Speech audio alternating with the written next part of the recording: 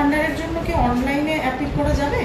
দেখুন, অন্নপূর্ণার ভান্ডার আমি শুনছিলাম যে এতদিন তো দুয়ারের সরকারের মাধ্যমেই হয়েছে, কিন্তু আমি আমার ডিপার্টমেন্টের সাথে কথা বলে আমি অলরেডি বলে দিয়েছি অন্নপূর্ণার ভান্ডারে অনলাইন কমপ্লিটলি এখনই ব্যবস্থা করতে, এবং ইমিডিয়েটলি অনলাইনেই যাতে সমস্ত মানুষ যে 1 পাস 2 পাস বা যে হয়তো শিক্ষাটা পাননি, হয়তো মানে শিক্ষিত নন, এতটা ইজি করা হবে এই অ্যাপ্লাই করার পোর্টালটাকে যে কেউ মানে পোর্টালে গিয়ে অ্যাপ্লাই করতে পারে।